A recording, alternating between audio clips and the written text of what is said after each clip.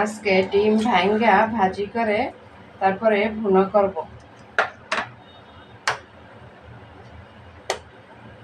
এখানে আমি 4টে ডিম নিয়েছি।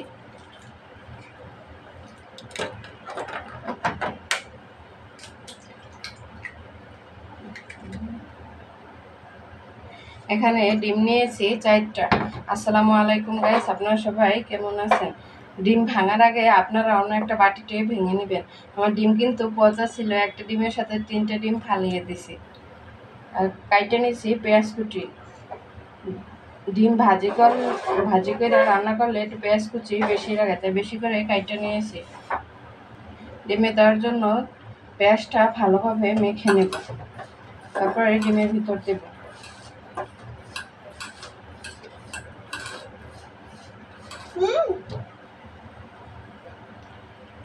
দিয়ে দেবো পেঁয়াজ,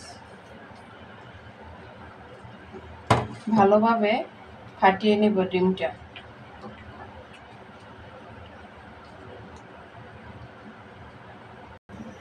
ডিম ভাজার জন্য দিয়ে দেবো তেল।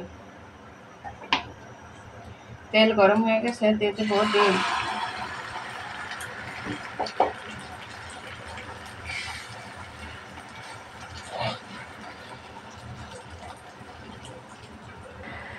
ডিমটা একবার ভাজা হয়ে গেছে, উল্টিয়ে নেব।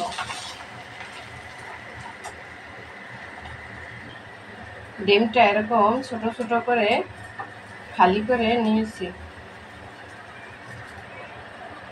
এই ডিমটাও ভাজি করে নেব।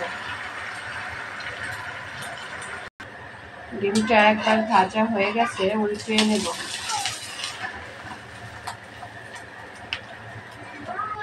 ডিম রান্নার জন্য দিয়ে দেবো তেল, অল্পই তেল দেব।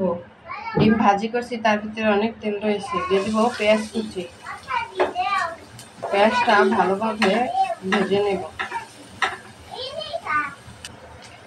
পেঁয়াজটা ভালোভাবে ভেজে নিয়েছি। দিয়ে দেবো মশলা। এখানে মশলা ছিল 1/2 চা চামচ হলুদের গুঁড়া, 2.5 চা চামচ মরিচের গুঁড়া, 1/2 চা চামচ ধনিয়ার গুঁড়া, 1/2 চা চামচ কালো জিরার গুঁড়া, স্বাদ মতো লবণ। মরিচ একটু বেশি দিয়েছি, এখানে তো পেঁয়াজ বেশি, তাই পেঁয়াজে কিন্তু মিঠা মিঠা লাগবে, তাই একটু মরিচ বেশি দিয়েছি। মশলা কষানো হয়ে গেছে, দিয়ে দেবো ভেজে রাখা ডিম। দিয়ে দেবো একটু ঝোল।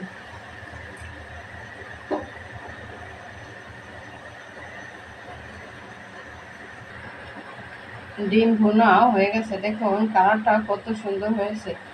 আমার ভিডিওটি যদি ভালো লেগে থাকে তাহলে শেয়ার করে দেবেন। আল্লাহ হাফেজ।